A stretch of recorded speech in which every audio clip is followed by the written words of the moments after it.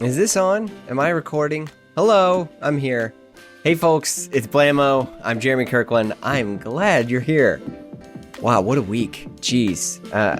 Right now, the whole world somehow got Omicron overnight. It's pretty crazy out there. I hope you all are staying safe and vaxxed up. I watched SNL.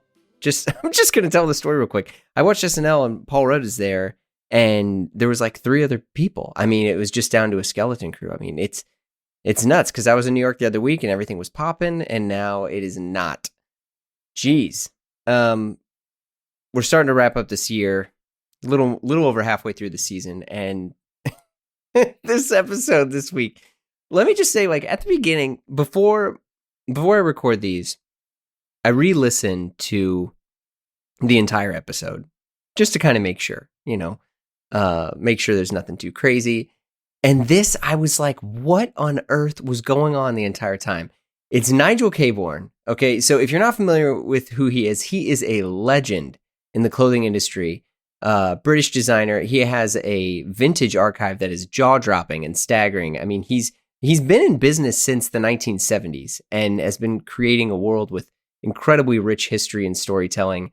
Fun fact, Paul Smith, the designer, who's also been on the pod, was an early employee of his. I mean, he's been around, and what's beautiful is he hasn't really changed. I mean, he's still been this incredibly warm, authentic person. But talking with him was an emotional roller coaster. It was a recorded Zoom, but Nigel was rarely sitting down. He's such an evangelist for his craft. Like, we'd be discussing something and he'd just get up and like walk away from the microphone to go show me what he was talking about. And then he would tell me like 3 or 4 stories about it, trailing off to another story before finding his way back to the chair to continue our conversation. And I kind of loved it. I mean, it was just, it felt like I was at his house and he was just showing me around. And he was so happy and proud of what he's accomplished, as you should, because, I mean, again, he's just created an incredible brand with Nigel Cabourn. And, another thing that I loved is he was brutally honest at times at calling out his own brand multiple times for what he liked and didn't like. He would say like, oh, I wouldn't wear that right now, or I would wear this too big, or we need to change this, or we're going to redo all that.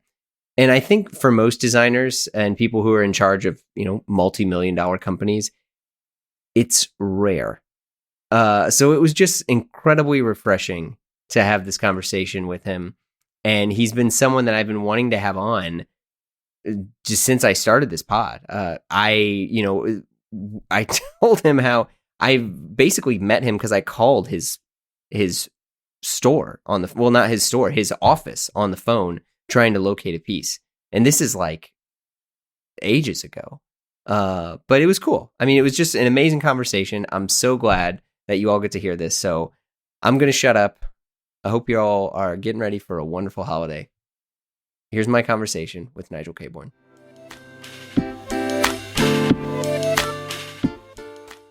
I think I met you over the phone first. All right. Because I called you in like 2000. No, this was before FaceTime. I think this was like 2009 or 10. I was trying to buy a cameraman jacket and I called your shop. Oh, really? How did you get me? I found you, I think, in a Japanese magazine.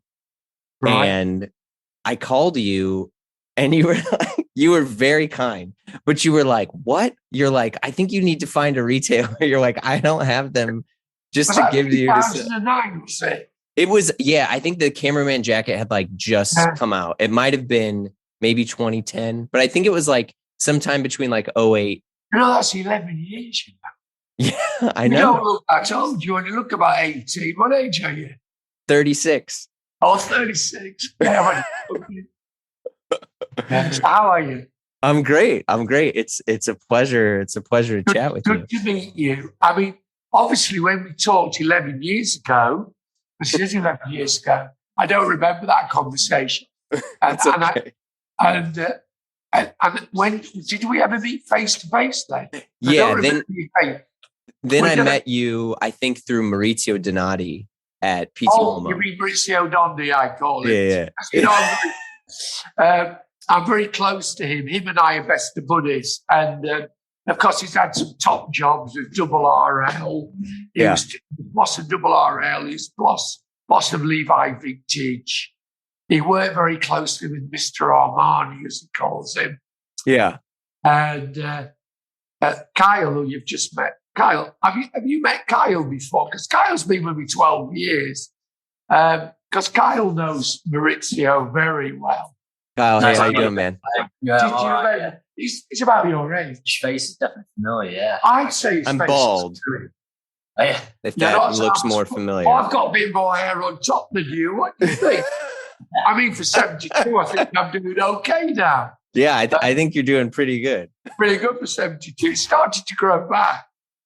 That's incredible. It's these vegetable tablets I'm taking. I did have a transplant. It's just starting to grow.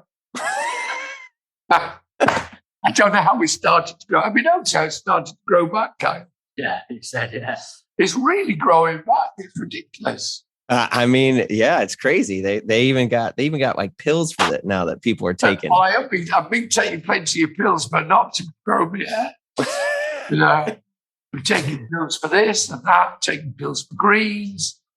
I've got creams for my face, you know. Yeah, You're not wearing any creams, I can tell, though. You're too No. white creams. yeah, I'm a very fair-skinned, fragile boy. Yeah. So how you doing? Wonderful. I mean, I really want to thank you for making the time to chat. Well, no, it's great because I've only done a couple of podcasts. I just did one. With my friends Lawrence, With what they call them again, Southern Kicks. throwing fits. Throwing fit. And they actually were super guys. And I think that's the first really proper podcast I've done. And it was really good fun with them because they're really funny. And I picked up a couple of tips from them. They were really nice. And I've also done one with Ponytail. Do you know Ponytail Journal? Yeah, Lauren. Yeah. So I used to work with her when I worked at a shop years and years ago called the Armory. Oh, yes, I remember the Armory. The Yeah. Armory is in Hong Kong, isn't it? Yeah, there's in Hong Kong, but I had worked in the one we had opened the Armory in New York. Oh, right. I forgot about that. Yeah, Do you and know she had Joe? come over there. Do you know Joe then from the Billionaires Club? 'Cause Yes. Joe, Yeah. Joe's really good friends because I like Joe. He's a cool guy. And he used to work, I think, in Hong Kong with the Double RL store. Yeah, and I think we had a mutual friend through a guy named Ethan Newton who runs Bryceland's out of Japan. I know Ethan very well. Yeah. And he lives in Japan, doesn't he, in Tokyo. Yeah. The big guy, I wrestled him about 2 years ago. And he couldn't take me down, but I couldn't take him down. So we were a complete stalemate. But one thing he did do when we'd finished at the stalemate, he literally picked me up because he's that fucking strong. You know, he lifted me up. You know, he's a strong man, but he couldn't take me down. Yeah. Yeah. Well, Nice fella. He's a nice fella, actually, him. yeah, those guys are great. And it's funny because I've talked to, hundreds of people over the, years, and many of them have been like, you got to get Nigel on. Even when your old colleague, Paul Smith, I talked to Paul Smith. Yeah. Well, because Paul worked for me years ago. Yeah. Yeah. What did Paul have to say for himself? You interviewed Paul, didn't you? Yeah. He said that he got you into vintage. He did. There's no argument. He got me into vintage in 1978. He came and brought a jacket to me in that about. Well, he was working for me from about 73 to 75 on and off. And then he wanted to be a designer himself. So he started to show in Paris with his wife, late 70s. And one day he was always used to pitch himself very near me. So I'd have the game on, but he would have the Paul Smith. This is before he was never known or anything. Yeah. One day he was on the stand. He come onto my stand. It was about 1970. I said, Nigel, I've got fucking something here to show you. And he showed me this jacket, British Army jacket, RAF one, from World War II. And it had this button and tape on. It's like a little button with a slide through it. Mm-hmm. I thought, fucking hell, I love that. I know Catherine Hamlet used it about 5 years later, but I was definitely the first people to use that. And then Daniel Hishton plagiarized it in about 1980. But I had it off with that button and tape. And it's sort of stuck with me as a trademark, I think, for years. Although I haven't used it for a long time. Yeah, I think so many people that I've talked to and just other people that I've met over the years have always talked about how because of you, they got into vintage. Honestly. You know? Yeah. Oh my God, for sure. Yeah. Funny, isn't it? Because I don't sell the vintage, but I bang the drum about it enough, don't I? Yeah. Well, I think you're one of the few people who's also, it feels like you've led a lot with transparency in your design, connecting it to the vintage, where a lot of people say, look, I love Ralph Lauren and I love that, but they're not always going to say, well, this is from this jacket. And, they just kind of put it all together. And I think that's why I've got close on 300,000 people following me on Instagram because of the transparency. Yeah. It's definitely what you give out, you get back, And I always talked about the vintage. I'm not frightened to tell people where the ideas come from because it gives you an interesting story for me anyway. Yeah, I mean, because you're also like half historian. Well, what I don't know, I make up. So don't be too convinced about that. I make a lot up. Well, you're not alone. Welcome to the podcast. Yeah. But of course, don't make it up completely from bullshit. But obviously, I have an idea because I know so much about stuff. So what I don't know, I improvise on. You see. Yeah. So there's a bit of truth in it. Yeah, and I think you've also been someone who it feels like now a lot of designers will continue to make the same piece every year and maybe alter it. But early on, when you'd started with like the Summit collection, the Edmund Hillary stuff, I mean, you still make the Everest parka. I still make the Everest parka. That's coming up 20 years. Yeah. The Mallory jacket's coming up 20 years. Cameraman's 20 years. Just to let you know, Kyle and I are going to launch this again, aren't we, Kyle, for 2023. We're actually going to do it again in a contemporary way. So for 2023, we are 20 years for Nigel Cabourn and 70 years for Edmund Hillary. And we're going to do a contemporary version of it. And I think we'll probably do a new little book, but we want to make it more contemporary. It won't be a repeat of the Everest parka. It'll be something more modern approach. Yeah. Yeah, because the Everest parka, I remember going on a hunt and saving for like over a year to get the Everest parka. But I remember I was, just in shock at the quality of it and the wire, in inside the hood. And I mean, it's still one of the most like incredible pieces of clothing I own. Well, a lot of people don't know. Everybody thinks I make a fucking fortune at everything I do. But the reality of the Everest parka, each piece costs nearly £700. So I pay, which is about $1,000 US. So each piece that we make is about $1,000. And the ventile in itself, there's 3.5 meters at 25 quid a meter. The sheepskin is about £25. The kilt is about £18. It costs £660 is the exact price to make one piece. So you're not far short of $1,000. So I mean, we sell it for about 1,100 quid wholesale. So I'm not making that much money on it. And we have to pay up front for every piece. So we've used the same small manufacturer since 2003. And he's the only one left in the whole of Great Britain. And he makes, the most we've ever made in a season is 300. And to make 300 Everest parkas, you need about £250,000 to fund it because he can't afford to give us any credit. So you have to pay up front to make them. So the more we sell, the more fucking hard it is to finance. So jeez. It's a labour of love, that Everest parka.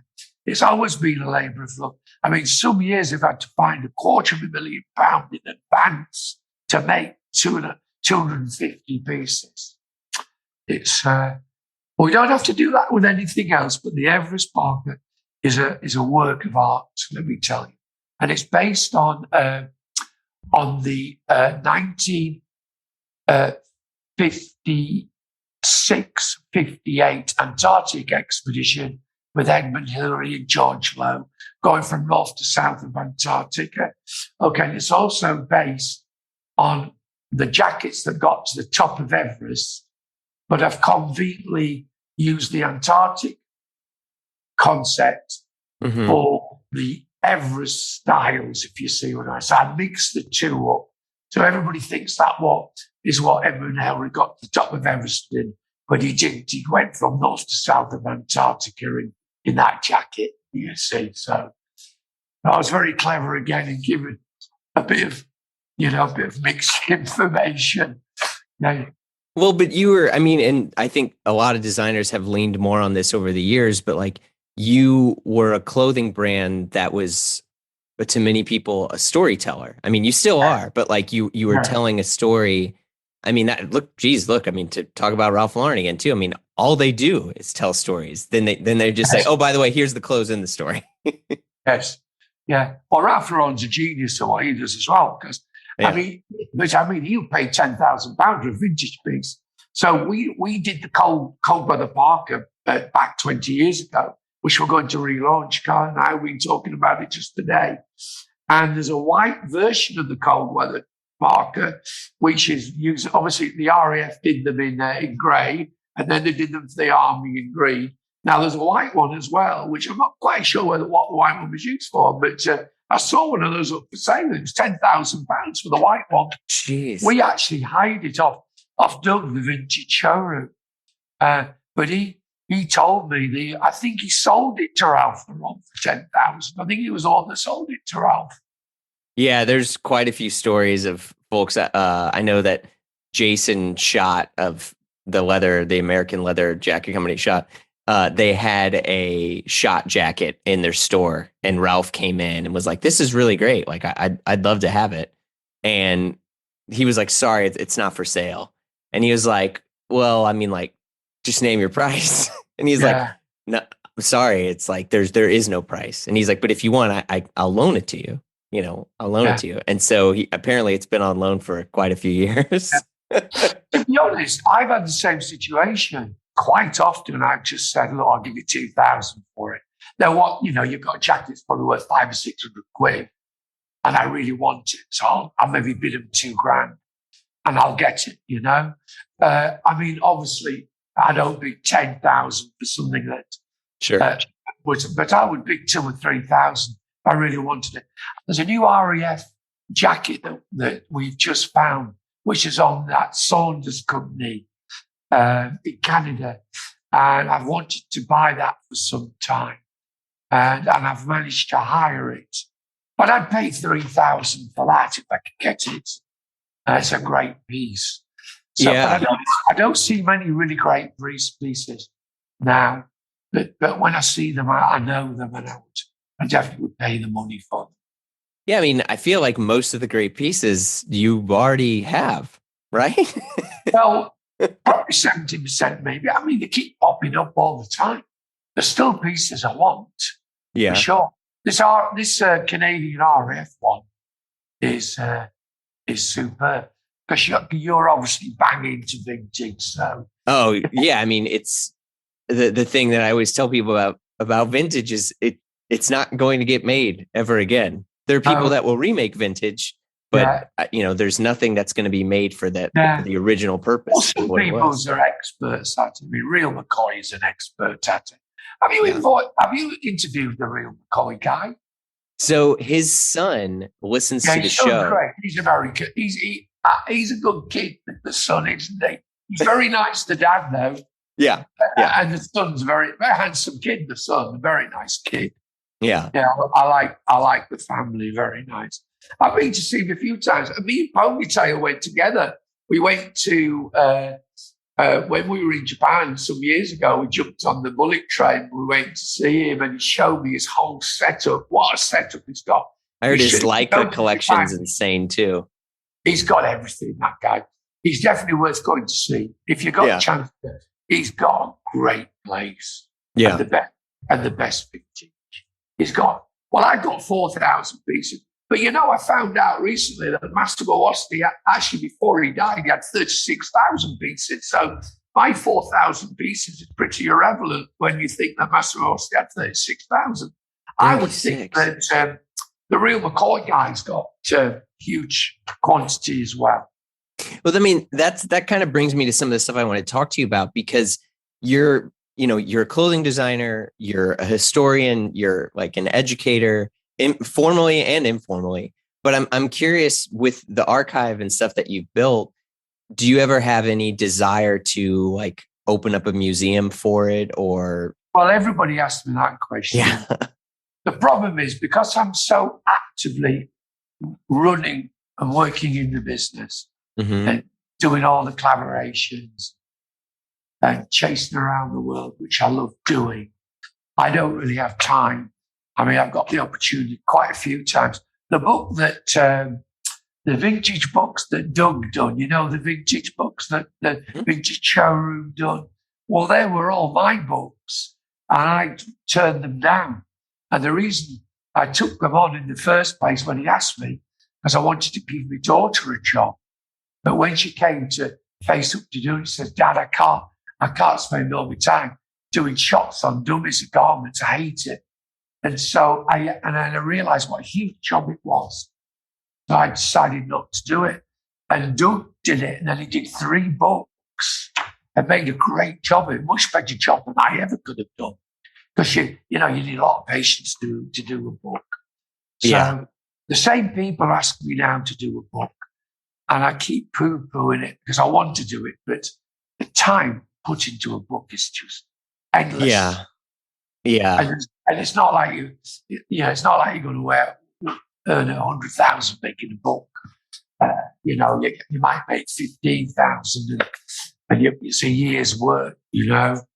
Yeah, books are always end up, unfortunately, some form of service to the arts rather than any, financial gain. Yeah. Well, but I mean, it's still great that you have that. If to go back, like when you got your first vintage piece from Paul, what, obviously you built this massive collection since. But what was that like when you started incorporating more of that stuff into your designs? Well, he gave me the jacket first. So in about 79, he came on the stand with the jacket, and I hadn't really seen vintage properly. I mean, obviously through being being a fashion student in the 60s, I was very privy to Vietnam and the flower power and the pop music. So obviously knew all about the vintage. But actually, I started in 1970-71 on jackets based on pop music. And I was very inspired by pop music. And it was only in the late 70s that I got into vintage. Paul Smith showed me the jacket. And I said, fucking hell, where did you get that from?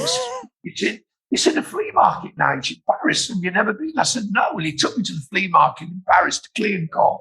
Took me the next day. I think it was on a Sunday. And I couldn't believe it, that there was actually all these old Army and Navy type stalls selling vintage. You could buy it for nothing.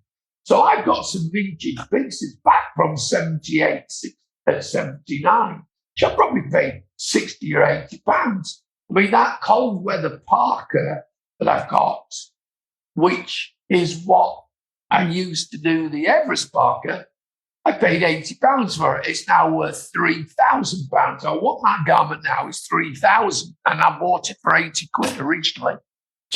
So if you look at it, so in 40 years, they've gone from 80 pounds to 3,000 for a really cool piece. Yeah, I was going to say, and you can wear it. and he gave me the idea for the cold weather parka, you see. Yeah. And, as you kind of like moved over to that, I mean, for many people, including myself, they discovered you from the cameraman. Like, how did that come about? You found my brand through the cameraman, did you? Yeah. Oh my God. Because I'd never seen anything like it. Because I've always been someone who loved 60/40s and Sierra designs and the old California stuff. Same here. I loved it as well. but it was I'd never seen anything that was incorporating wool and waterproof in the same Well, garment. the cameraman was a complete fluke because I had a really great right-hand guy. I'm talking about Gary James, who's now head of the outerwear at Barber, and he's in his 60s now. And I had this idea in about 2001, 2002, to do something based on Everest, because I'd found some great books on Everest. And I thought, fucking hell, look at these pieces. I couldn't believe it. So I went all through the Lake District, because they had wonderful vintage bookshops in those days. And I went right through the whole of the Lake District, finding one book after the next. I couldn't believe the styles. And I found the Ascent of Everest book, which was wrote by Sir John Hunt. And that was the book about getting to the top of Everest. And I looked in the book, and they had 12 pictures of the 12 climbers that went up Everest. And one of them was wearing a jacket with a hood. Mm-hmm. And I thought, that's a cameraman jacket, isn't it? Because he was a cameraman. So because cameraman, it then thought, cameraman jacket, cameraman, okay? And it reminded me of the vintage piece. And the vintage piece was the United States Marine jacket with the one with the clips. I'll show you now. I've got the exact piece here. FYI, Nigel is getting up and going to show me these pieces. This is incredible. This is the exact top of the cameraman jacket. With the fasteners on there. Jeez Louise. Piece. And then I had a army Filson jacket. Filson made an army Macabre tie. Yeah. But with a shirt collar. They made one of those in the Second World War in army green. And I thought, I like the bottom of that. And I just threw that down and threw the Filson jacket down. I thought, fucking hell, look at that. There's a jacket. And I designed the whole collection in 2002 like that. Because Gary was like my right-hand man. He used to get quite impatient with me. He says, I can't be bothered with this project now. You fucking go on and do it yourself. In a much more polite way. And that's what I did. And we photographed the top jacket and the bottom of the Filson jacket, stuck them together. And that's how I designed that whole collection. And it was based on, and how I did the Antarctic Parker is I went all the way to New Zealand. I was invited to the America's Cup. Yeah. Which was in 2002 or 2003 in New Zealand. I went all the way to New Zealand with my wife, and we were invited business class to go all the way to Australia by Reary Zips. We're making the zips to zip on the actual boat. Used to zip the fucking canvas on the boat. They had a huge zip.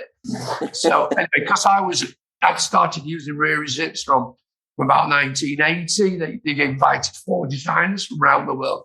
So they took me and my wife business class all the way to New Zealand. It was costing 20 grand. And it was lovely, an amazing time.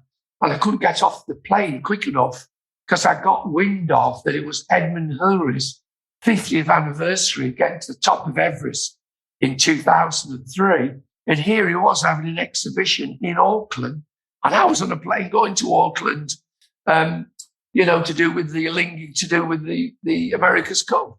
Yeah. I was so lucky. And when I went to the museum in Auckland, I bumped into somebody who I vaguely knew. And I got talking to him about something, and he actually told me that the actual Antarctic Parker that went supposedly up Everest, but it was actually the one that went across Antarctica, was actually in Christchurch, in Marydown, who were an outerwear company of the day, and it was in their front of their foyer of their office. So I said to my wife, I'm not coming to that thing tomorrow.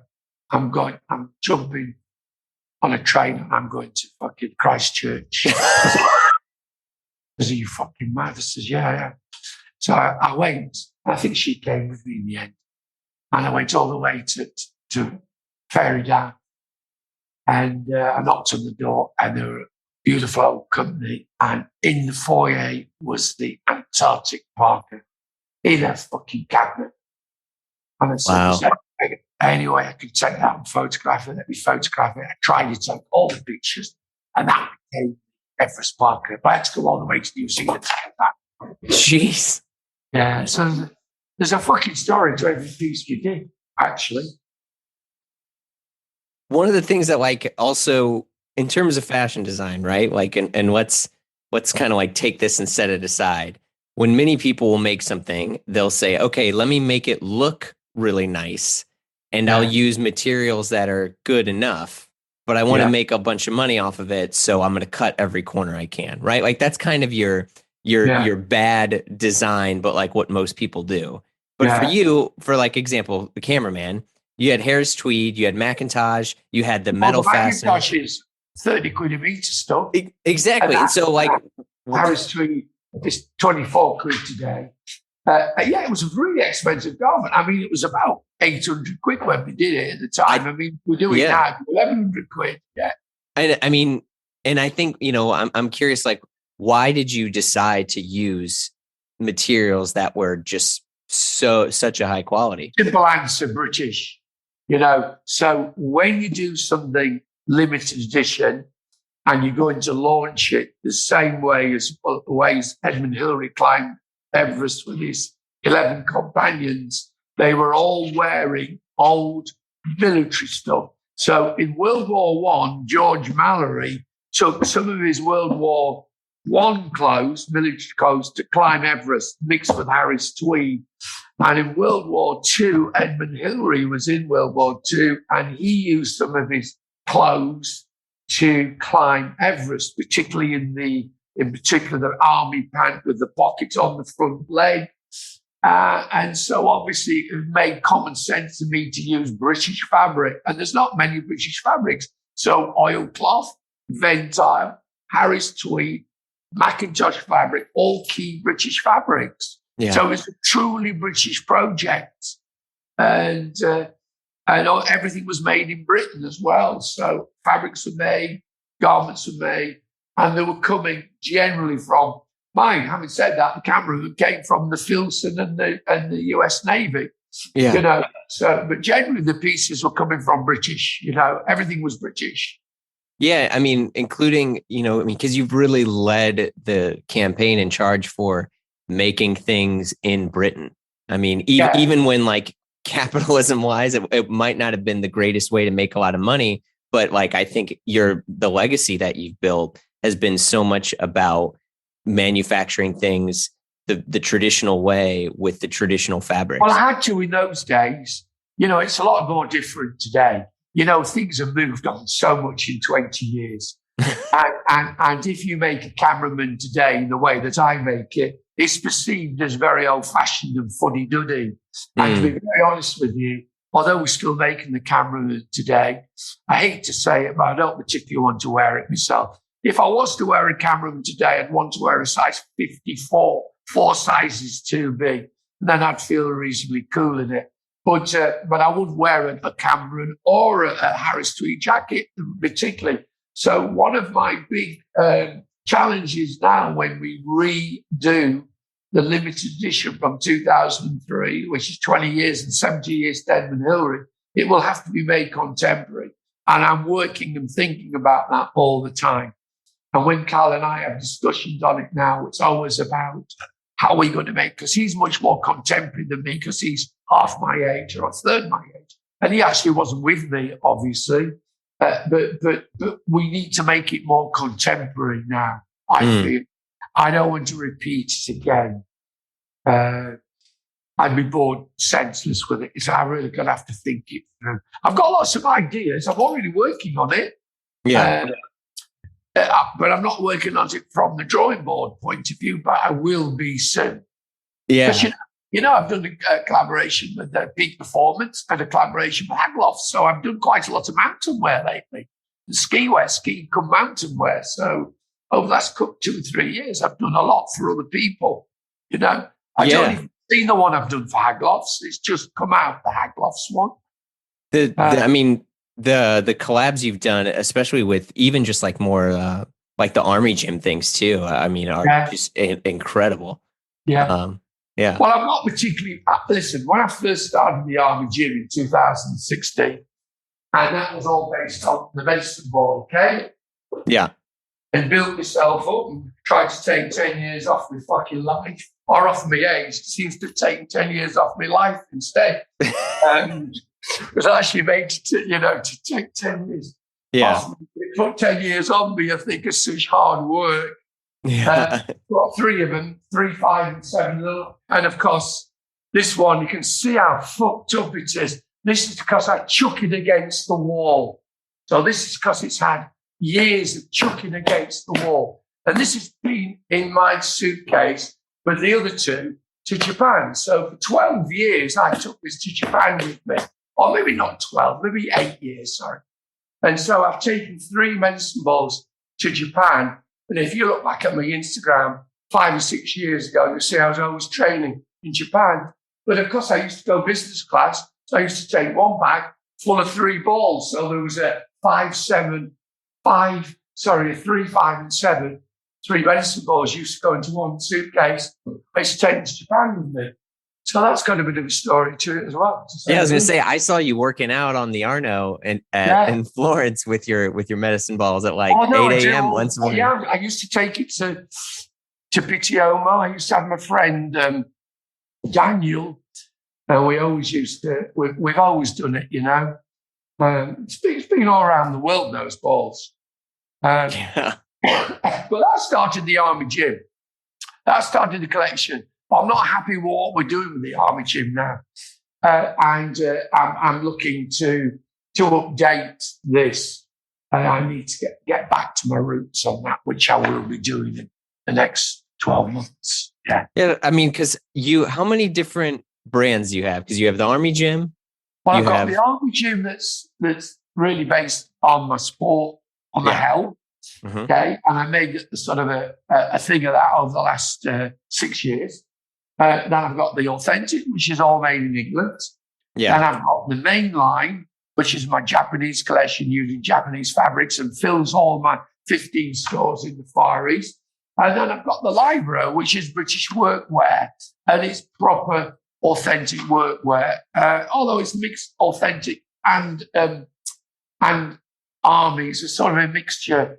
Well, it's really a mixture of military mixed with real British workwear. Because anything that's like war on the decks, for instance, with the US, when the weather stuff on the decks, it was really a workwear job, even though they're wearing military. So we class that as workwear, you see. Yeah. And, so I've got 4 collections, and I do the same in the women's. Yeah. So, yeah. Which is also, I mean, that was a newer thing when you had launched the women's collection. Yeah, well, we launched the women's collection about 2012. Yeah. So we do 4 collections on the women's as well. And then I do all the collabs on top. So some seasons I might be doing 6 collabs and 4 men's collections and helping Emily with the women's. So I'm pretty busy. Yeah. I had read that years ago that Montclair knocked on your door to do a collaboration. Yeah, no, I've had everybody knock on my door. Funny enough, Montclair was a big one. I got a personal telephone call from Ruffini on Montclair. He just rang me out of the blue, and he loved what I was doing in Barney's at the time. At one stage, I had a whole department in Barney's in New York. Yeah, I was doing very well with Barney's. They were so respectful to me, and he'd seen it and loved it. And anyway, he just called me from Italy, invited me over, stuck me in a hotel. And anyway, we had a long chat, and I stayed the night. I saw him the next day. So in the end, when he showed me his account list, it was the same account list that I was selling to. I thought, well, it's not going to work for me. So I just turned it down, and that was it. But he did send me a nice mail saying, if you ever want to do it again, the door was open. This was about 6 years ago. You know? Yeah. So I didn't do it for my sins, but I've worked closely with Filson. I had 4 seasons with Filson. I worked with Eddie Bauer. I worked with Red Wing. I worked with Yucatan. Of course, I'm now working with Vans and just done that 15-piece collection of Vans Vaults, which is fantastic. Yeah, they're great. Yeah, I'm really happy with that because it's really great. And of course, I've worked with Converse for 6 years as well. So, I've done a lot of American brands. Yeah, I was going to say, like, on that note, I mean, one of the things that, especially because I talked to a few listeners of ours and told them that I was going to chat with you. And a few of them sent over some questions that they wanted to ask you specifically of what's your take on some of the best eras of clothing. How long have you got? Oh, I mean, well, as long as you have, to be honest. Well, the reason I'm saying that is because fucking make so many errors. As long as my arm, the errors I made with all the collaborations. Yeah. I would say the Vans Vaults one feels at this time to be the most successful one I did in America, because we got 33,000 pieces for the first season, which is amazing. Jeez. Yeah, exactly. I mean, 33,000 pieces is a lot. But then I did 6 sneakers and 8 pieces of clothing. It's a big collab, that. Yeah. And I think almost all the Vans Vaults stores have come into it. I think there's somewhere up to nearly 200 Vans Vaults are bought into it. So, because normally Vans Vaults do a couple of sneakers, they wouldn't do it. I think that's the biggest collab they've ever done for pieces. It's insane. But like one of the things I wanted to ask you about, like, as you've seen so many different types of vintage and different eras of vintage, what would you say, like what was the best decade for American denim? Was it the 60s? Was it the 50s? Well, for collecting vintage, actually collecting the American vintage, I would say from about 2010 upwards, that was a wonderful time to collect very rare pieces. Of course, I've got all the rare naval denim pieces, all that stuff in the 10 ounce. Yeah. There's fantastic pieces. So I managed to get all of those. And then I've got a lot of really rare 30s pieces. I mean, Mauricio Dondi said some of the denim pieces I showed to Mauricio, he said, oh, well, Levi's were looking for that one. They couldn't find it, So, I mean, I've got some pretty rare pieces that even Levi's couldn't find. But, I mean, the stuff that they made in the 1930s and 40s was pretty incredible, really. Yeah. Yeah. I mean, I keep a running log of eBay search alerts for just like made in America, like 80s and 90s 501s. And I've, got maybe like 20, 30 pairs of them. And I'm just like, I mean, to be honest, they're not really that special. I like the 60s 501s. 60s. Because I wore one when I was a kid in 1967. Of course, I wore 501s. And even though I was never a big jeans person to wear stuff, but I did as a kid. And obviously everybody wore 501s at fashion college. And when we had the student revolt in 1967 worldwide, it was an M62 and a 501, Yeah. So yeah. But I've got some great denim pieces. And I haven't been very good with denim for years. I wasn't really a denim designer. I didn't understand it. And I really started only to design denim. I don't think we started real denim until 2012.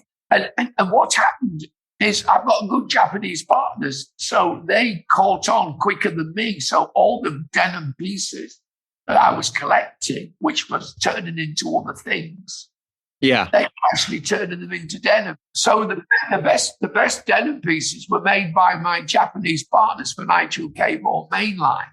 And they are a lot better than what I was doing, actually, to be fair. Well, I mean, because the denim, you did a denim that actually with the Armory too. And the Nigel Cabourn, it was a higher rise denim. You had the almost like the British military arrow on the back pocket, like the bar tack. But the shape. Yeah. It's probably, I think, one of the best, most underrated pairs of jeans out there. And and I collect Resolute and Sugarcane and all that stuff. I remember doing that. I did have a beautiful pair of denim. About that time that you're talking, I had a little short denim work jacket and a pant match it. And they took a great shot of me out in New York. There's a shot of me wearing a full denim outfit, you know. It's about 2016. And it was all made in Britain, that, using a Japanese denim. And that had the broad arrow on the cinch on the back, you know. Yeah. I mean, and that's a good piece to do again. Kyle, that workwear suit that we did. Maybe that's a good one to bring back because we made that in England, you know. I've still got that suit. I think it's in there. I mean, definitely bring it back because it was incredible. I was searching high and low for those jeans, and I mean, only got them not that long ago. They were quite big fit. How did you manage to get one? Well, so the ones I got were just the 5-pocket ones. I think the one you're referring to is almost like the jumpsuit cinch, you know. Yeah, thing. cut off. Yeah. Yeah. Well, I've still got that one, and it's quite full. And there's a picture of me in New York wearing it. I'm sitting on a metal thing. You've probably seen that picture. Yeah. And it also has a little short 3-pocket work jacket as well, based on the Blue Ore one from 1930, which Maurizio told me is the one that Levi Vintage couldn't find. He said it was worth a few thousand. I have the exact piece on that one. That's great. I also have the naval one with the hood with the white springs as well. Have you seen that one? Yes. Yeah. It's quite the naval one's great. 2,000 or 3,000 for that one. We've done it a few times. Yeah. Yeah. I did want to ask you some stuff that's not related to clothes, but is related to you. What are some books that you've read that have made you more into clothes? I mean, basically, there's no books that really made me interested in clothes. You've got to understand there was a fashion school from 67 to 71. Mm-hmm. It's just rolled all my life. So I never read books particularly well, but I love pictures. So I buy books to take images. So when I buy the Edmund Hillary book, I don't buy the book particularly to read. I buy it for the images. So I'm totally driven by images, okay? So I'm image-driven, not reading-driven. The picture tells 1,000 stories to me. So when I see a picture of Edmund Hillary on the top of Everest with all the 12 climbers, the rest of it I make up. But it's true what I make up, you know? Yeah. So I'm not a good reader. I just love pictures. So if I see a wonderful picture of Michael Hawthorne, who's a British racing driver, then I check out what he wears. So, you know, all these famous things that have happened from George Mallory at 24, disappear on Everest. I've looked at all the books on George Mallory and I look at all the clothes. And then I look at all his friends' clothes and everything else. And so if I go into a football crowd, like I'm doing a collaboration now on Lev Yashin, the goalkeeper, I'm doing a collaboration with Moscow Dynamo, and I look into the crowd in the 1950s to see what the crowd were wearing. So I don't read it, I look at it, you know. That's great. This is the last thing I want to ask, and then I'll let you go. Right. You had initially made, when you were starting to make clothes, you had talked about how you were like inspired by, you know, you wanted to make clothes for pop stars and for music stuff. Yeah. Right at the beginning. If you could make clothes for any band ever, who would it be? Oh, it'd have to be Fleetwood Mac, the 1960s Fleetwood Mac. Oh, this is pre Buckingham Nicks. Yeah, Peter Green and the whole team. And I like Marvin Gaye as well. I mean, Marvin Gaye wears an orange cap like this today. I didn't put this on because this was his, but it would be nice to have made some stuff for those type of guys because they're very hip. You know, so I mean, I think Fleetwood Mac, I love Fleetwood Mac, and I love Peter Green, who was the original singer for Fleetwood Mac. So, and obviously I was very inspired by music between 67 and 71. It was all British pop music, you know. Yeah. It's been great, Jeremy, by the way. Fucking great. Really enjoyed it. It hasn't been like an interview at all. I will say it's an absolute honor to speak with you. I really, really mean that. And I've really enjoyed it. I mean, it's really, you've not even asked me anything embarrassing. You've been great. Well, Nigel, again, thank you so much. Have a good day. I'll see you. Thank you very much. See ya. You too. Bye-bye. Thanks so much for listening. Our show is produced by Blamo Media. We're edited by Amar Law, and our theme music, as always, by the mysterious Breakmaster Cylinder. If you like what you heard, you know the drill. Share the pod with a friend, leave a review on Apple Podcasts or on Spotify now. They're big flex. Spotify has 5-star reviews. Go for it.